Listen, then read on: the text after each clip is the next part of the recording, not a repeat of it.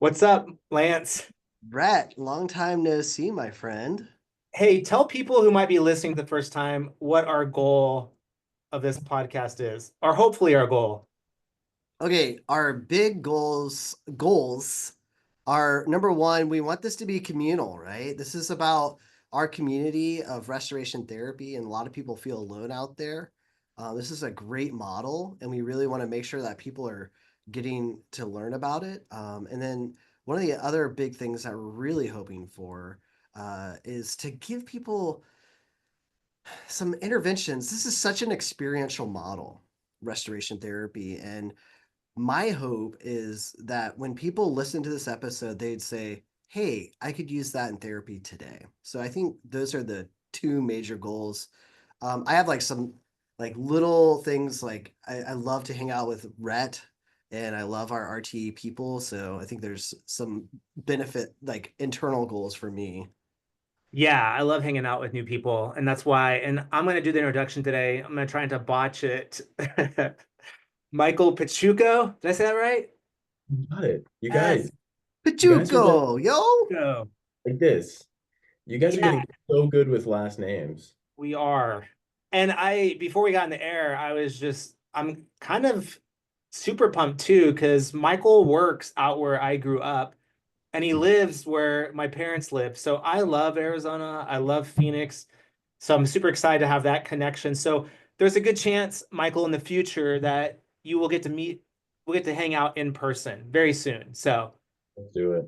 we'll just geek out about RT. That's what we do. Thank you guys so much for having me. I know we were just talking about this a minute ago, but I'm super thankful to be here and this podcast is getting a lot of buzz, you guys. Over at least over here on our side of the street in Arizona, we have I've interacted with lots of folks over the last couple of weeks that are like, come on, keep it going. So mission accomplished so far. Well, now we have Michael Piciucco on here, so this place has nowhere else to go but up because Michael is like the catalyst I would describe. This is what takes it viral, where Lance Yeah, and I can quit our Right, full-time therapy jobs and get picked up by Spotify or something. right, right. help us. Yeah, you guys know I haven't written any books or anything, right? Yeah, well, that's okay. You got a lot going on. I actually let's start with because I do think you have a unique context in that a lot of RT therapists, not all of them, but a lot of them trained at Fuller and a lot of them trained under Terry specifically in Pasadena. You did your degree at the Extension campus in Phoenix, which is where Right. I started off with doing my MDiv there. And I don't know, there's something I think really unique about being at an extension campus. There's just a different type of student, I think. Sometimes people are often working full time and going to school. So I was just curious about your experience and what that was like for you. And where did you fall in terms of graduation? Were you one of the like first graduating classes out of the Phoenix campus? Yeah. No, I think there were a few cohorts before us. But I think no, you're definitely right that it does have its own vibe, its own, I mean, it does have its own community. But what I would say as far as the RT piece of it, like at least for me, for myself and Nancy Freegard, we would just go out to Pasadena for trainings, like level one and level two trainings. But I mean, the first exposure to Terry was in marital therapy, but we had him up on a big screen in our room. So I think the small campus tries to keep as much continuity as it can with Fuller Pasadena, but at the same time, yeah, to your point, just does have its own kind of like um, unique vibe. But it's been way cool. Y'all have a really good set of faculty out there Oh with yeah. the MFT department. Hmm. I've been impressed by it. I'm just finishing the DMFT right now, so we get to study over there every now and then, and I've been really impressed by the at least the faculty. I haven't got a meeting of the students yet, but uh, Yeah. yeah. We have such a good group. Just such like just such humble uh faculty members that are really like in the weeds of the work as well. Like that do the work that are therapists.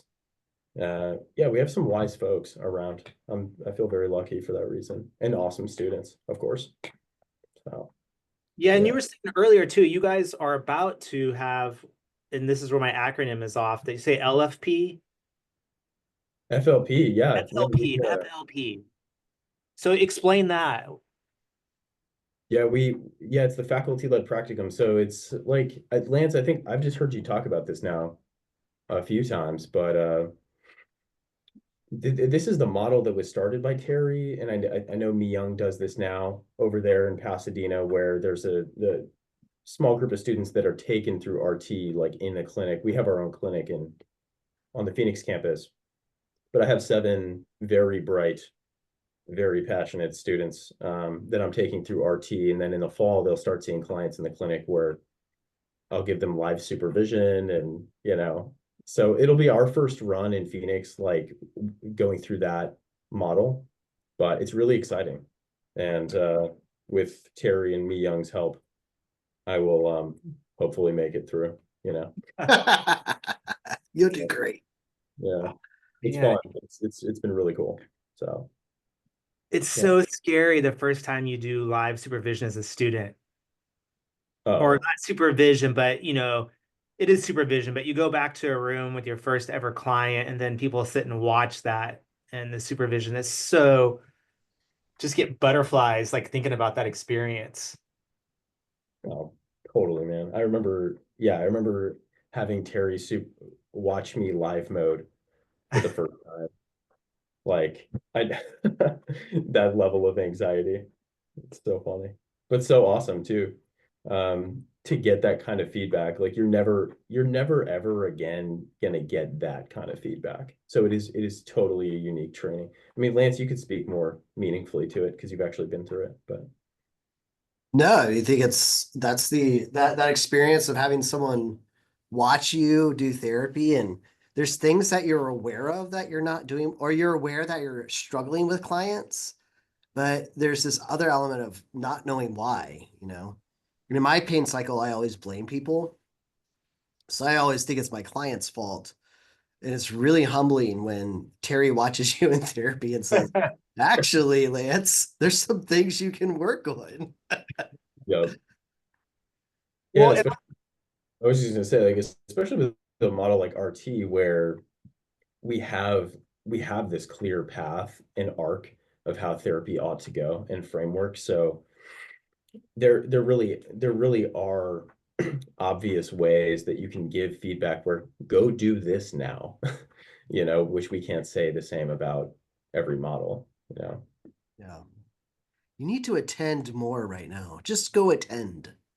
You're not attending enough. It's great. you two met, it sounds like, at anxiety training, right? Intensive at WinShape. And Lance was leading that with Megan. Mhm. Correct. So I was just curious, since I thought I'd start off, since we're all in that world a little bit anxiety intensive, if either of you just have thoughts on where you hope to see that go. Like, are either of you hoping to do an anxiety intensive yourself soon? Is there something about that training or that anxiety model specifically that you've been kind of thinking about the last, several months? So what do you think, Lance? Well, we actually just finished one here, and it went really well. We had 5 people, and it was actually my first time sending my team to do the work, which was really awesome. I have Joanne Russell and Stephen Perez, who are just this awesome group of therapists. There's um, Joanne has this ability to hold people like no other, and Stephen will hold you to the flames. Um, so having the two of them work together was really exciting for me, and I'm really excited to see what happens next. We know Megan and Dee Dee have one coming up here in San Diego and at Orchard Hill for women of faith. So if you know of any women of faith, people that listen to this who want to go, there are scholarships available. So this is a good time to get in on it. So and then we also have Kelly Robinson and Jacob Oliver out here that are going to be doing an intensive. So I'm excited. I think the model works. So that's really exciting for me. And I would love to see this happening probably at least once a quarter next year, and then hopefully, um, you know, maybe get it to two times a quarter. And I would love to see more happening throughout the country. We're still trying to figure out how to market it. I think that's the big thing for us is we know it works, but we haven't really if we target an audience, it works really well. We just haven't figured out what the targets are. How about you, Hmm. Michael? Yeah. Yeah, Nancy and I have been wanting to get one going out here. I think the marketing piece is, I think you're right. That's probably been a challenge on our end.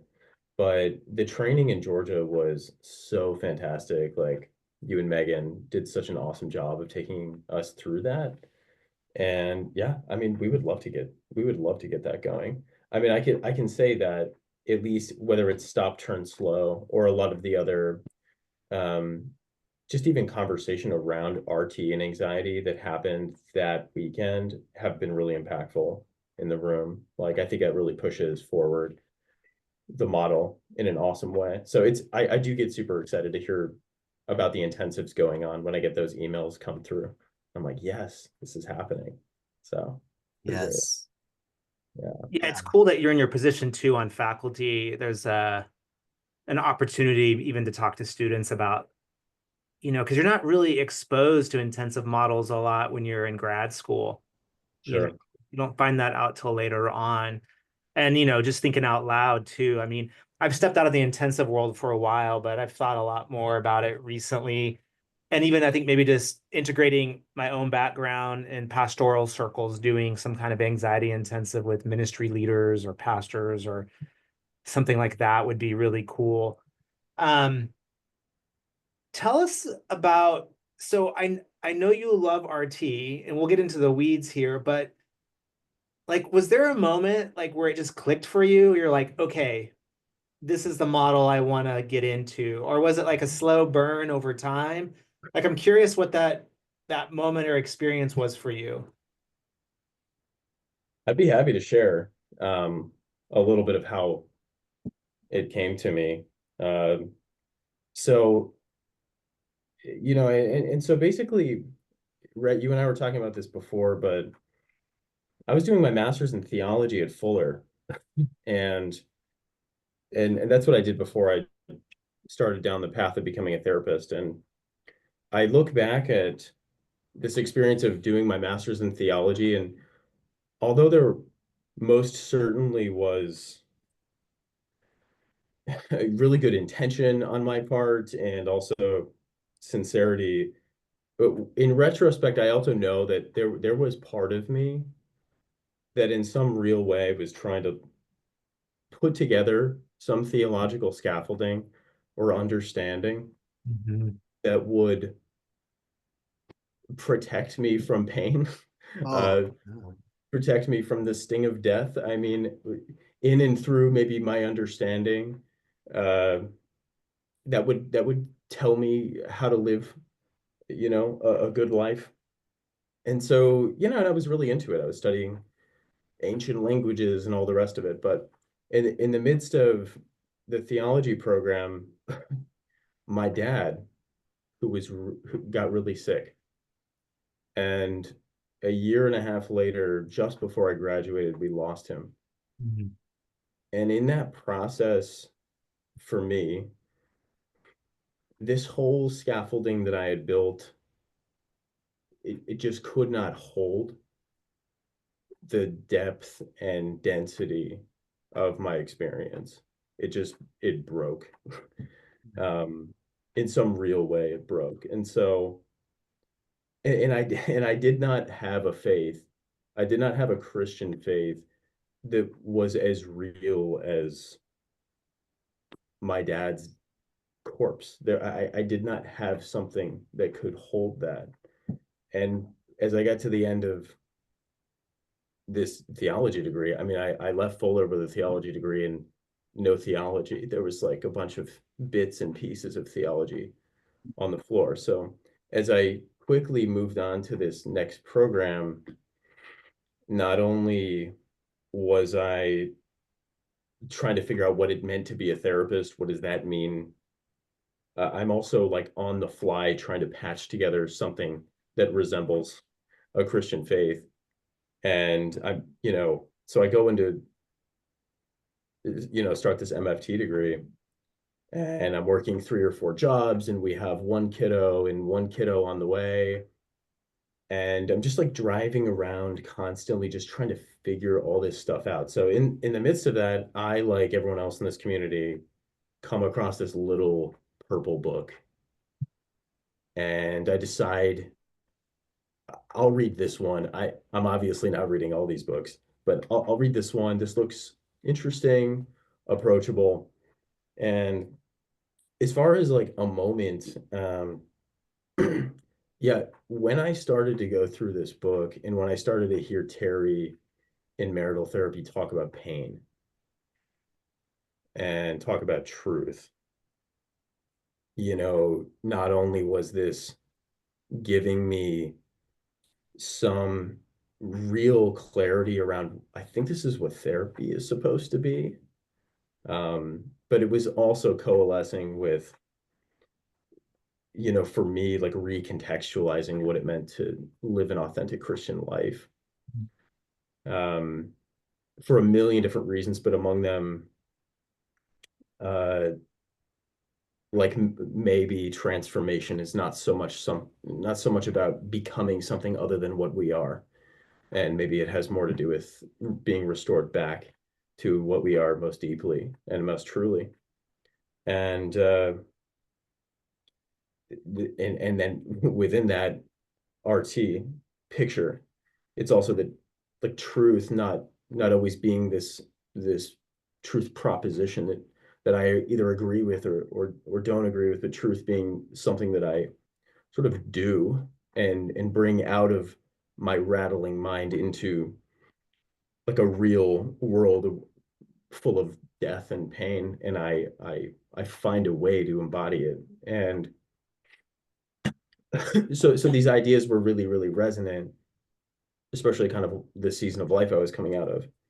And aside from that, it was also simple.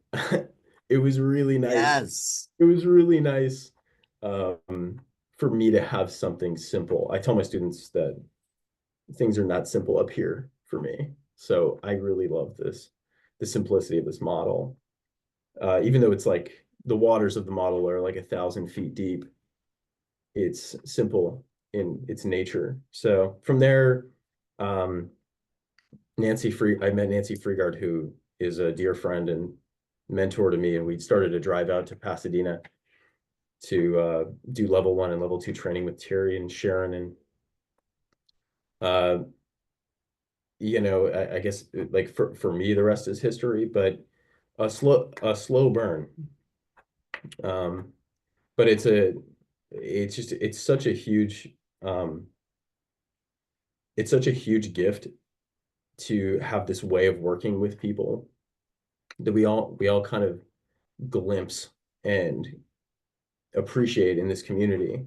Like it's such a gift to have this way of working with people where we see people do something where they have to like reach into their guts and forward face their pain and do something courageous and dare I say oftentimes virtuous in the face of Mm. pain. And um yeah, that's kind of where I find myself.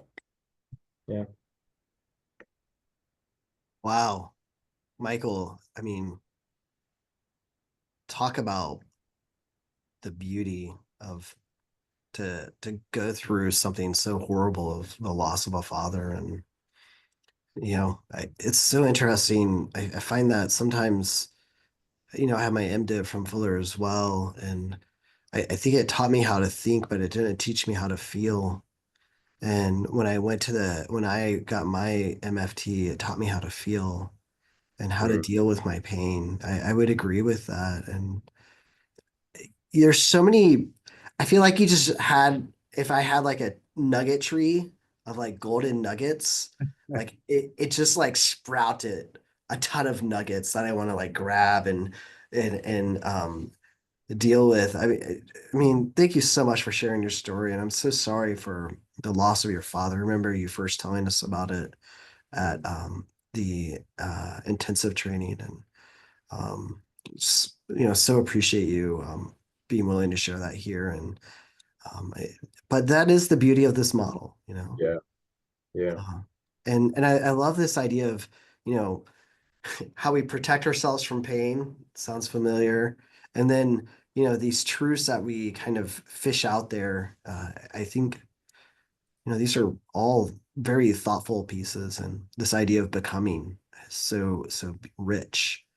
Um, yeah. yeah, yeah. Thank you. Yeah, I mean, and yeah, this idea of becoming, this idea of like the truth in RT, uh, being something that is like totally distinct and different from what we would otherwise think as being like an affirmation in like pop psychology. I do kind of wince when I'm going through uh when I'm like going through a peace cycle, or integrating that with a client, or we're going through the 4 steps, and maybe once in a while someone will say, "Oh, it's like an affirmation, right?"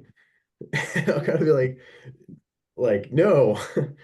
And I suppose uh, what makes for a bunch of different reasons, what makes it different than like what we would think of as being an affirmation is the truth is something that is said in spite of pain. And by that, there's a here's kind of how it makes sense to me. There's a theologian, Paul Tillich, who writes a bunch of inscrutable books that I pretend to understand. But he has this book called The Courage to Be, and in this book he says the courage to be is to accept oneself in spite of being unacceptable. Mhm. So the courage to be is to accept oneself in spite of being unacceptable. And in RT, like we run it when we position our clients to speak the truth, we do run into this dissonance oftentimes, right? There's this dissonance. It's like, but I don't believe that. Or but that doesn't feel true.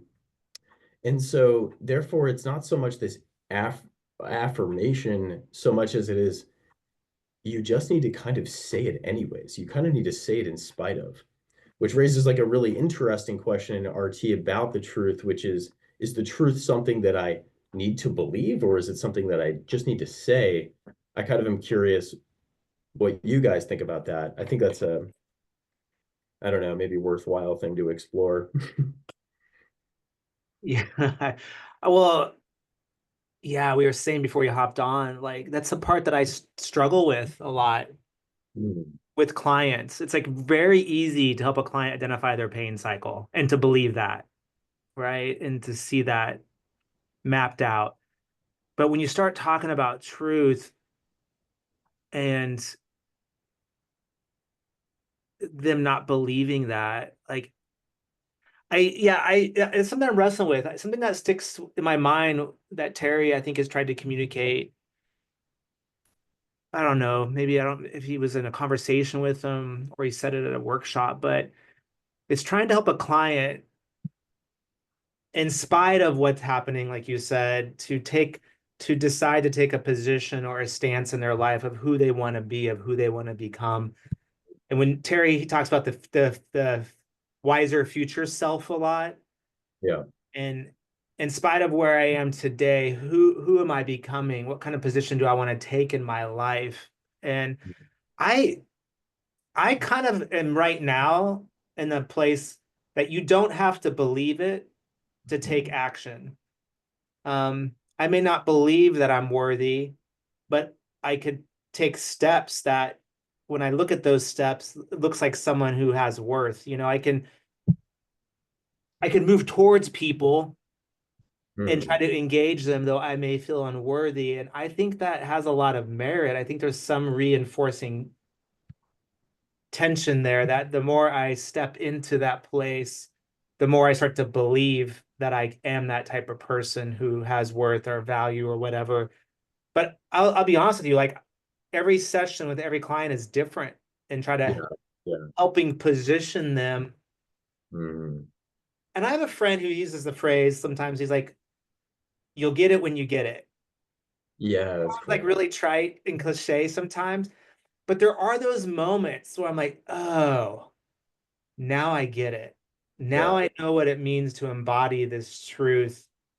And I can't explain it to you, and I can talk it to death and it won't make sense, but I get it now. And so I don't know, is there, I mean, Lance, in my mind, when I watch him work, is like the experiential king. Is there anything that, how do you help a client get into their truth, Lance?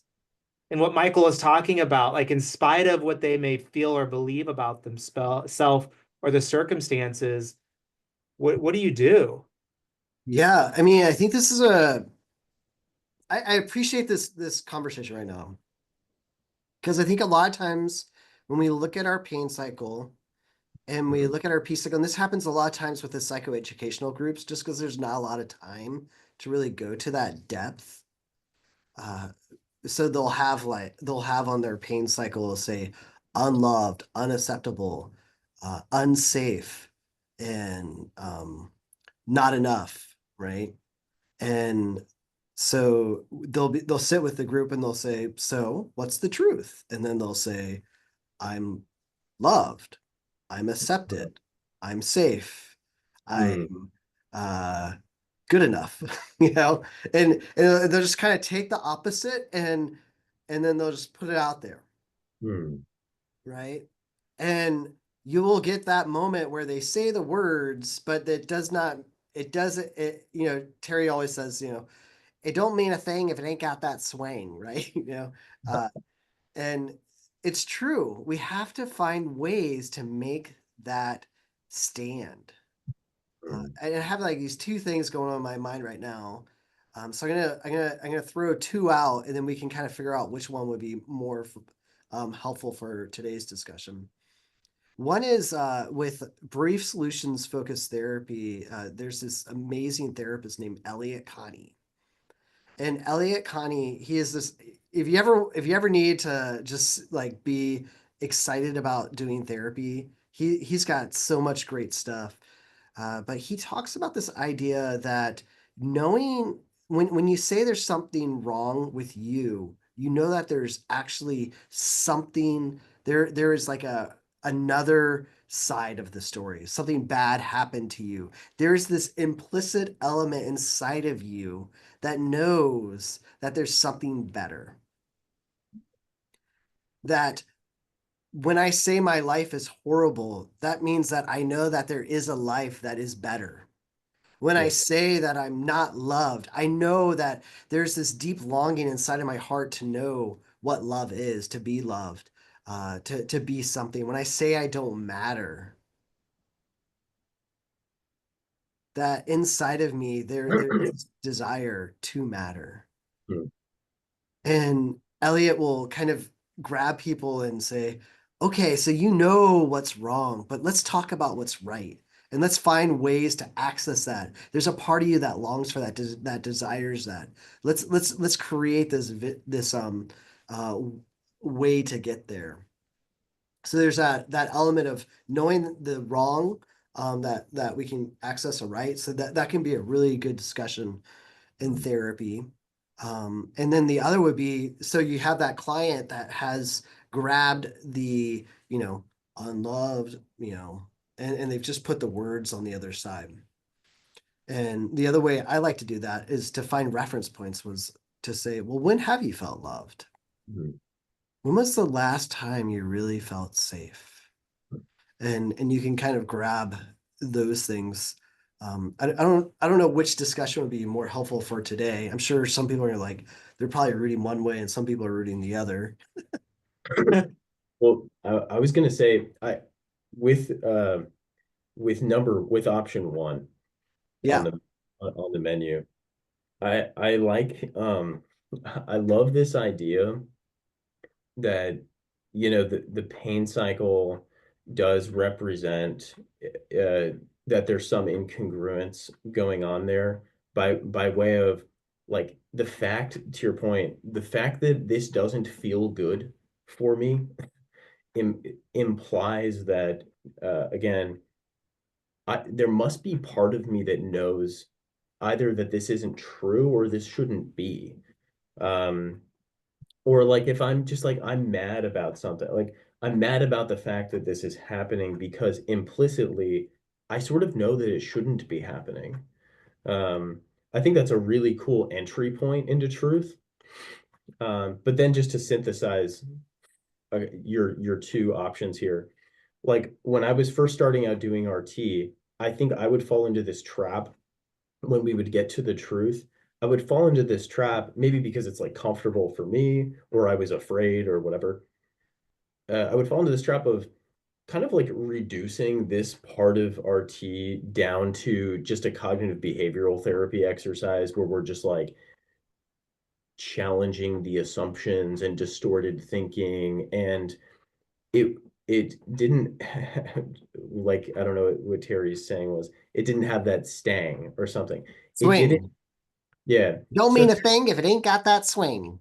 that that um but and I guess like over time it occurred to me that something like this part of RT is far less about convincing the client of something up here, and it is far more about saying something from here.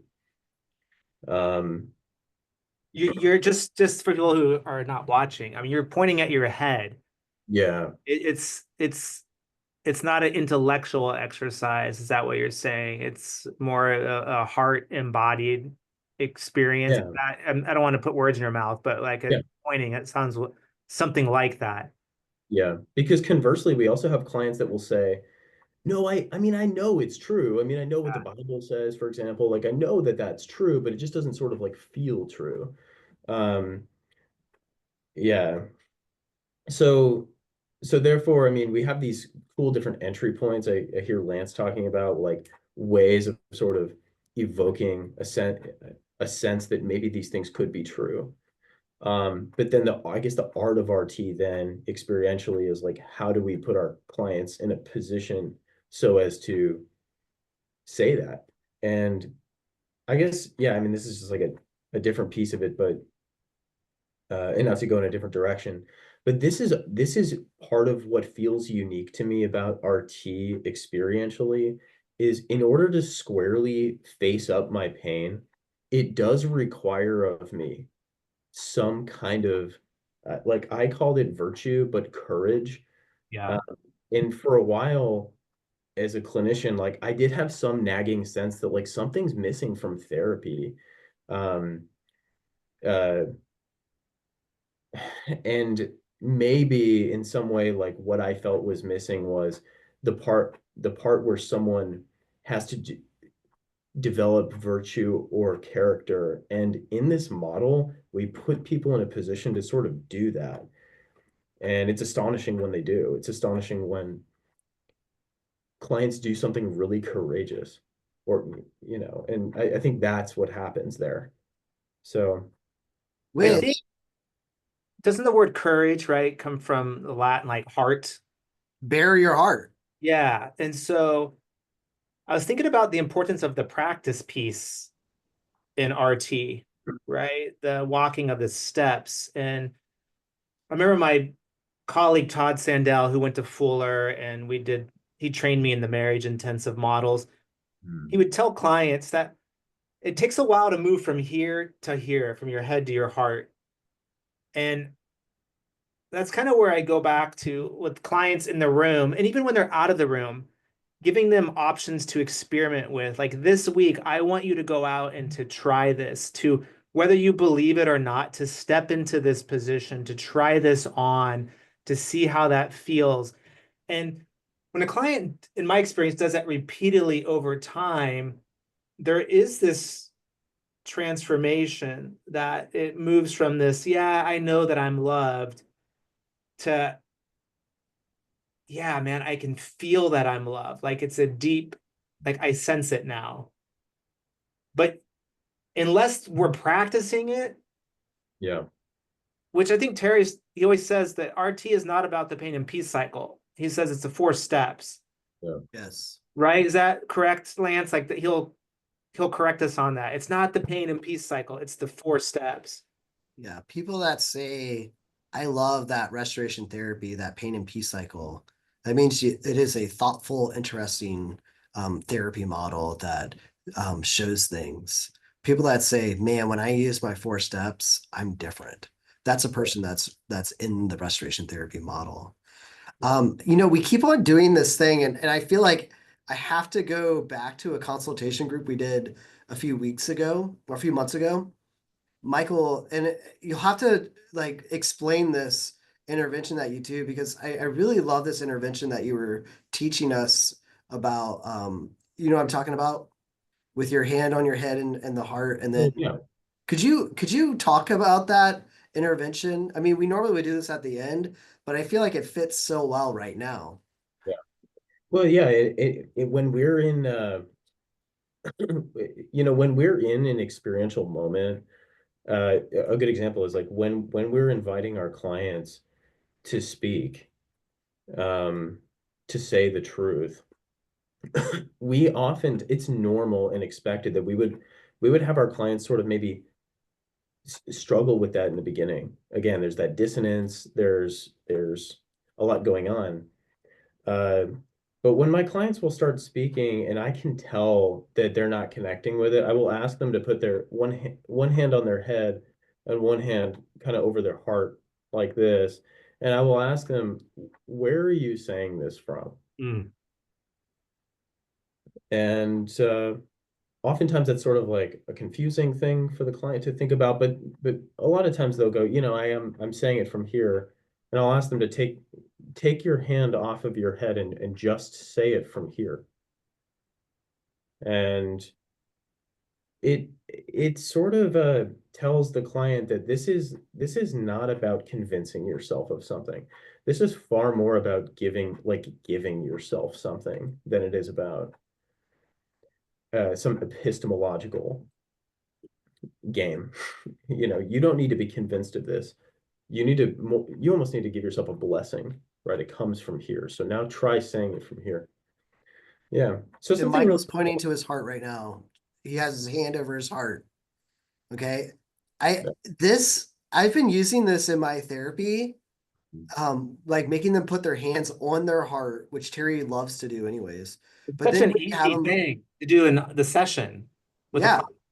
client. Yeah. But when you get them to put it on their head as well, Mhm. it is so fascinating when you give them a choice of which one it's coming from. Yeah. If I say I'm loved and I tell you that I'm loved and I have my hand on my head, Mhm. and then if Michael were to ask me, take your hand off your head, Lance. Now say it again. And I say I'm loved. It hits so differently. I'm telling you, this intervention it's so simple, but it'll make your clients feel a little goofy. But man, it's so amazing when you try this on with your clients. Yeah. So putting your hand on your head or on your heart, and Yeah. having them and then giving them permission. Okay, take your hand off your head right now and say it again. Mhm. Yeah, I use it all the time, and it's almost as though it's the difference between like a belief and faith. And it's almost like now you need to try to say it from this deeper place that will require something. It will require something of you to say it from here. Um, it's scarier, to say it from there. Hmm. Yeah. I It's not lost to me that we all went to school originally and did theological work, and now we're all therapists. And I guess I'm curious, Michael, because I like that you talked about Tillich and the courage to be and the truth here. And I'm wondering if there are any other like theological frameworks or right now passages of scripture or characters, theologians that you've been leaning into when it comes to this piece around truth and this embodied sense of around like courage and heart. Like anything come to mind that you've been digging? Yeah, that's a good question. I mean, I've heard so many people now, RT folks make reference to the stewardship of pain, which comes from this Frederick Buechner sermon, Mm. um, which I think is like it's in his book Secrets in the Dark. But you can find this old video on YouTube of Frederick Buechner. It's like a 10-minute video. I show it to every class. Um, t Talking about the stewardship of pain, which in which he makes, you want to talk about a golden nugget tree. I mean, he makes a lot of really salient theological points. And one of the most important ones is just this idea that like we have got to be in touch with pain in order to ultimately become a steward of it. And as it relates to RT, this is a model that actually gets us in touch with pain and it physically, the physicality of this model. Like when I was training in level 2, this is kind of like a really short funny story, but I was presenting a video that I did to the group, um the live mode, where my client was being bullied. And Terry had me stand up and role play as the client, and Terry gets like right up in my face and pushes me. And I'm still in grad school at the time I'm doing this, or maybe I had just finished. Say that again, because I don't think people will respect what you just said. Carrie Hargrave pushed me, and I push him back. And in this moment, for a moment, Terry and I are just standing in a room, everyone sort of watching, and we're just sort of pushing each other back and forth a little bit harder and harder. And I don't really know what the resolution there was. I was probably so disoriented, but but what I take from that is that this model is about actually getting in touch with pain, not just getting coping skills, quote unquote, that help me sort of like get around pain. Uh, this model is about having like total contact and confrontation with pain so that you can be a steward of it. So, um, if that makes any sense. But Yeah, I this mean, it seems you just talking about it brings up even emotion for you. Like that was a really visceral experience. totally, it is visceral, and it makes the point. Um, the point was made to me in that exercise, like this is about contact with pain. This is about helping people be in touch with pain. Yeah. And yeah, and anyways, to your question, Rhett, which is like there's theological significance to that. Like, um, if our pain ends up being this kind of treasure that will make us wise, then we should be in touch with it. Mm. Yeah. Yeah.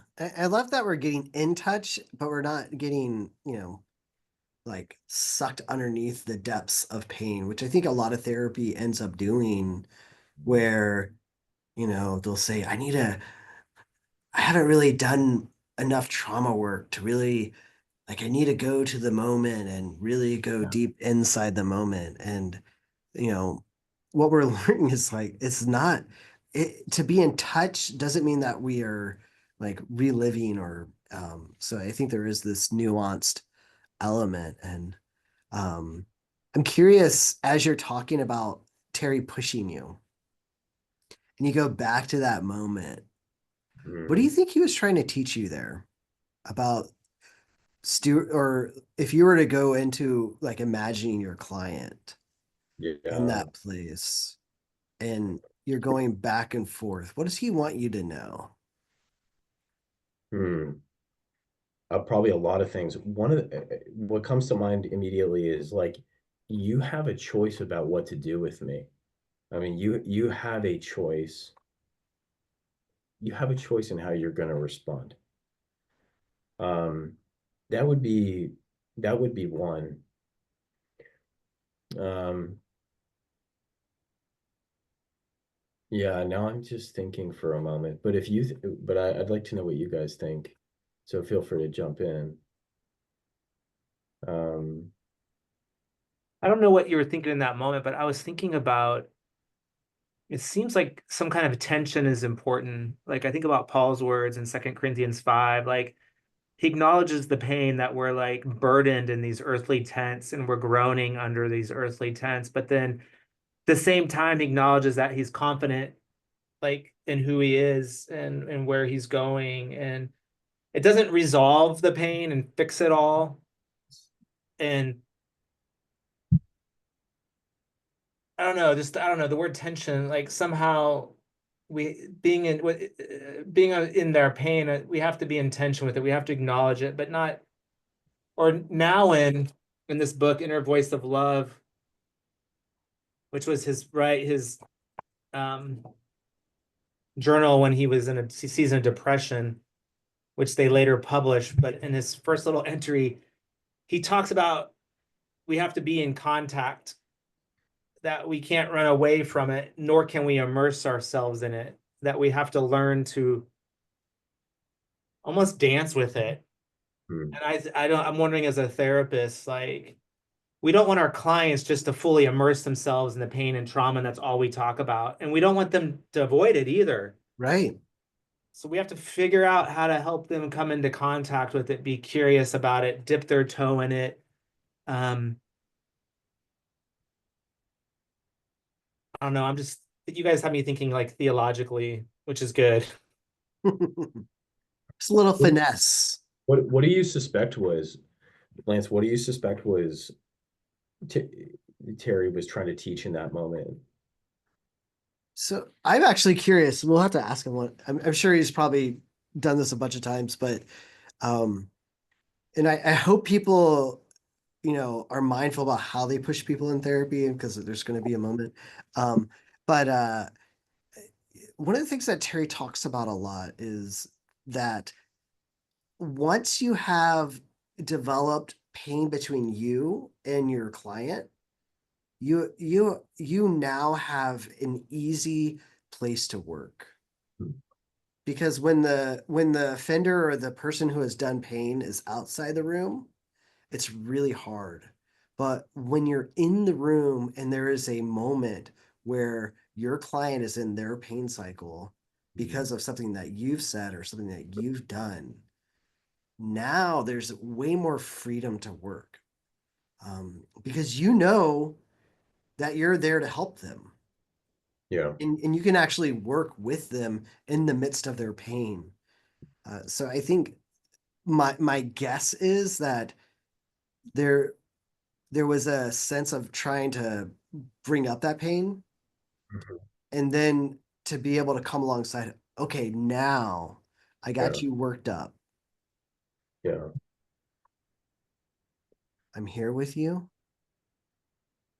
What is it that you need to know right now? I just imagine Terry, like that's his setup to get you to that place to say, you have choice, or um, to Yeah. say you are stronger, or whatever Yeah. it may be, that you're needing in that moment.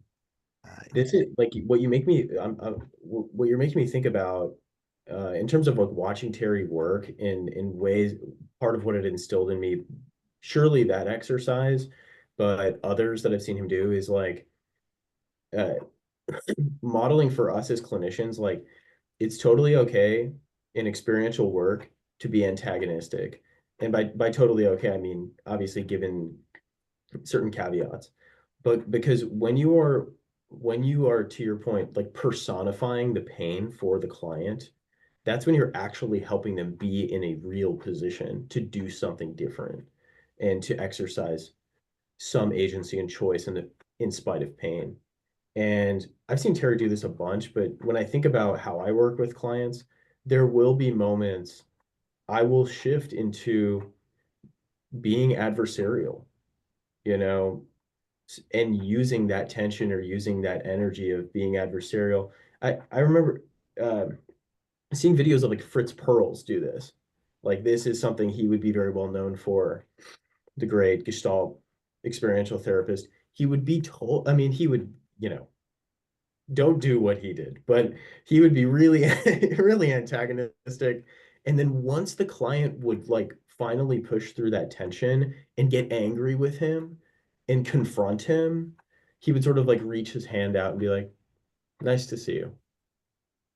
It's nice to see you. There you are." You know, there's definitely something to that. Um, Well, going back to your Paul Tillich quote, you know, that sense of being like you are now unacceptable in that moment mhm. where you've gotten angry or whatever it may be. That is the moment where that truth can really scream loud in the soul of, you know, you're still called, buddy. I think that's one of my truths when I feel like a failure is to know that I'm still called. And, you know, it hits so much deeper when I know that I've totally failed, which I'm pretty good at it. I should have called it out last time when I called Stephanie Levins, Stephanie Levines or Levines or whatever. I messed it up. I should have been like, I'm still called. I still can do this work, you know. Yeah. Yeah. Yeah, there's a like when we think about the truth, we're thinking about the peace cycle, and this kind of like really bottom up moment for our clients. There's a picture that has like haunted me and like lived with me for a while that I really do think about. Um, and it's this picture of and actually just side note, it really in many ways reminds me of the vignette that's in the Advanced Techniques book about the Holocaust story of washing. But Mm-hmm. similarly, there's this picture I think about that does help me conceptualize what's going on here with the truth in RT. And it's this picture of the real story of the night the Titanic sunk. And what was a true story about this string quartet that what we would have to imagine is sort of a totally unfathomable, bleak, dark, despairing situation where a boat is sinking and everyone is probably doomed. They're screaming, just unthinkable. And somehow, in the midst of that, these people, whoever they pick up instruments and start playing music so as to say something like, we are supposed to do more than just survive. And the kind of courage, the kind of virtue it would presumably take to do that or say that in spite of what was going on around them. Um, this rings very this sort of like maps on very well for me at least in how I think about what's going on here because our clients sometimes have such astonishing pain um, that they're struggling with, and we know that. Um, and to get them to play music in spite of it, um, to get them to do something or say something in spite of it, or push back in spite of it. Red, I can see the I'm so juices. yeah. I can just like you're like a wolf on a wounded yak right now. You're so stoked. No, I'm just taking it in. I mean, yeah, it's just I really like Michael what you're saying. Just, it almost doesn't make sense, Right. in a position when you're in pain, the idea of taking a different position. Yeah, It you're right. It doesn't make sense to play music while a boat is sinking. What Yeah, makes sense is to get on a freaking boat and save your life. yeah, It's not, it's actually not rational to, in this case, to play music. In the case of the vignette from the advanced techniques, it's not rational to wash myself. I know that I'm not going to get clean by washing myself. I'm also know that I'm not getting out of this concentration camp by washing myself with a small little rag. Um, yeah, this is not a rational act. These are symbolic, but it does something to us to say it. It does something to us to do it. And yeah. and when we're in our pain cycle, that is what we're doing. We're just surviving, right? We are creatures that are supposed to do more than just survive. And when we say it from here, when we invite our clients to, that's what we're inviting them to do is do more than just survive. Well, and it's appropriate. I think you invoked Tillich in the beginning. I mean, I think the Lance, the look you saw on my face is I dig existential theology and philosophy and Soren Kierkegaard and those guys. And it when we're in pain, to do something radically different, to take a position of truth in our life does it seems wildly crazy at times and not logical. I was doing a little bit of experiential work with the client the other day. I had these hula hoops in my office and just her like in her pain, and she couldn't take the step into the truth, you know? And at least in her story, I got my notepad out and wrote a piece of paper. I wrote the word grace in between the hoops as like a bridge, kind of, because in this person's mind, it, why should I even believe these things about myself? You know? Mhm. And whatever reason the word grace came to mind, because grace seems wildly does not make sense, right?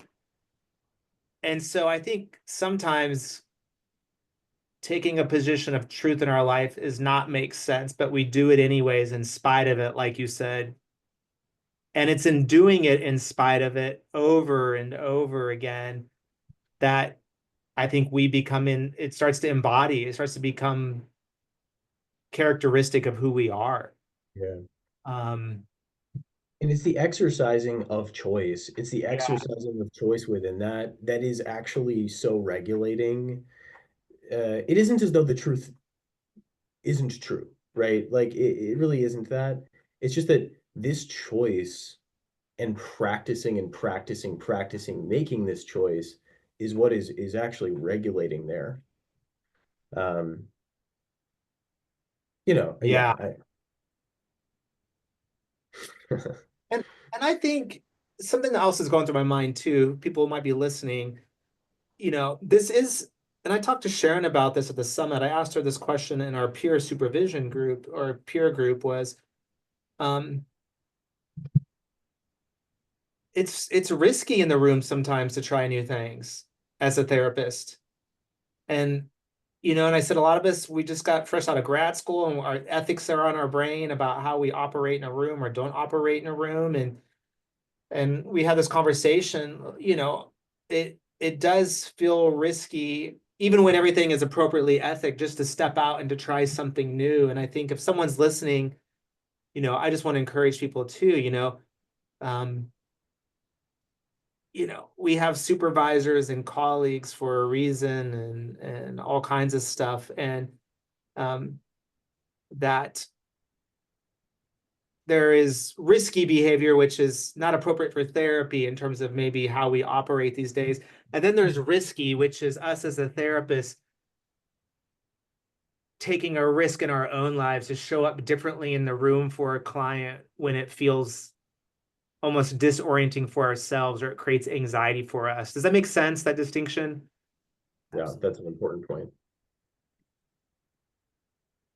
And I Yeah. think RT, I think the more I'm in it, encourage you to take a risk as a therapist to, as Terry says, stand up when you don't know what's going to happen next and just show up in the room differently. And I don't know, that's a growing area for me as a therapist. Like if I could grow, there's a lot of areas I could grow, but specifically RT, I think learning to face my own anxiety in the room and work through some of these stuff that you two are describing is where I would like to grow in this model.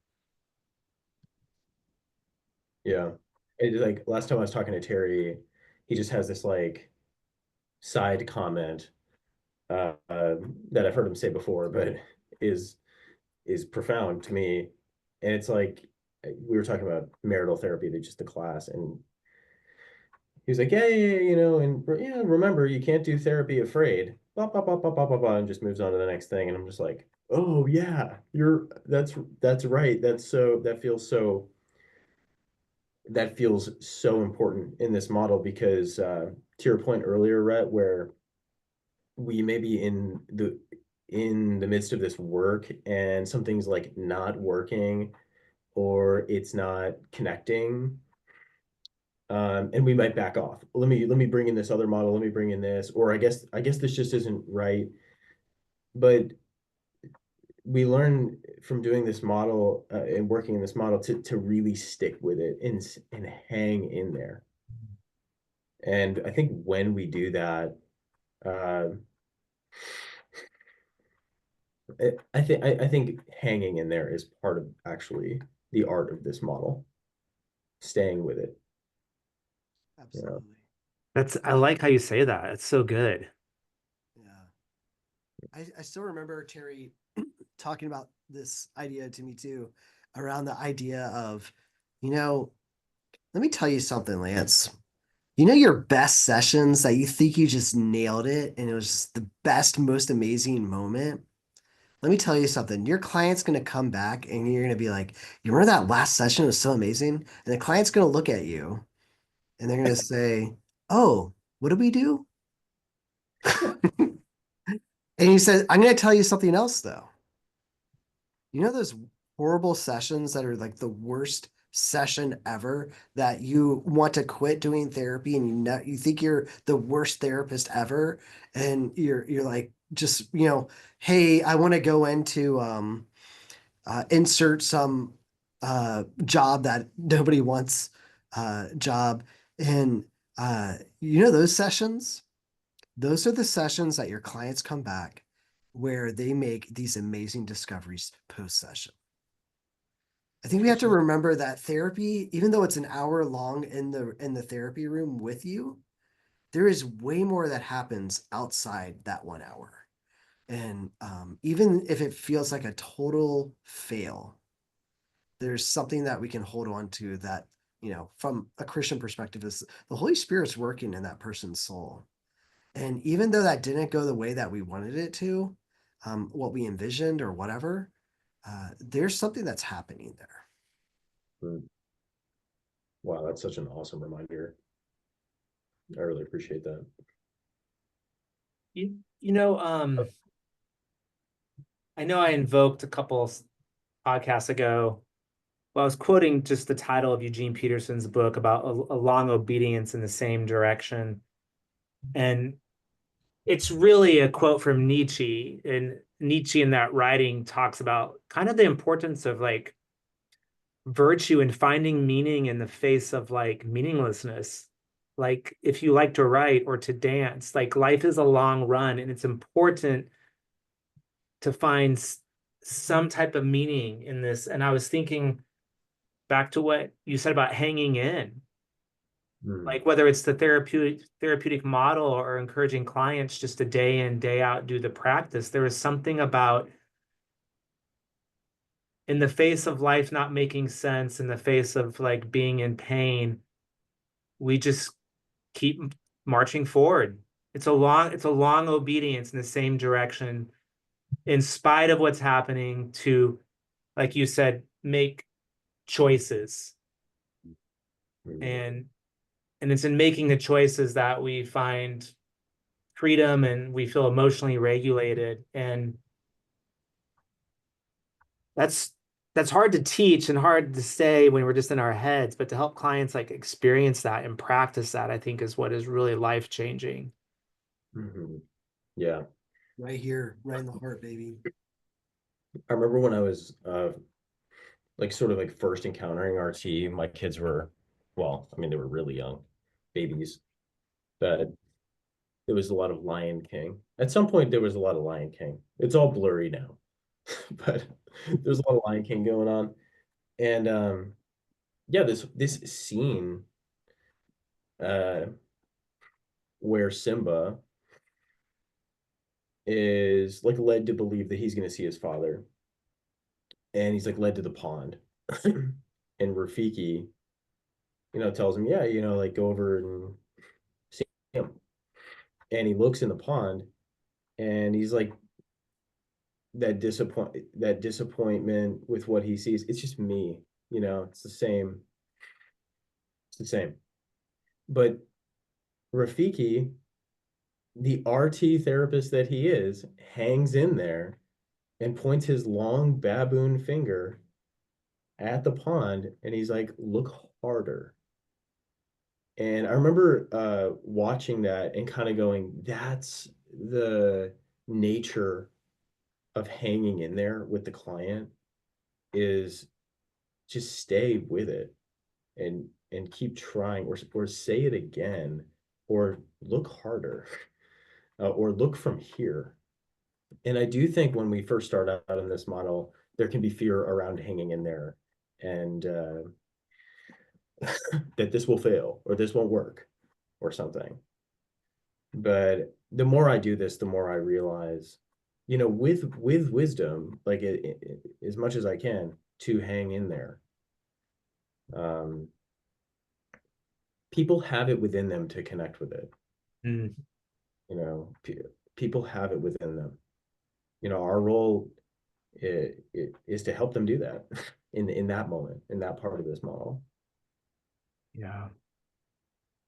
Michael, I'm aware of the fact that we're all therapists and we're all probably going to hop in session here very quickly.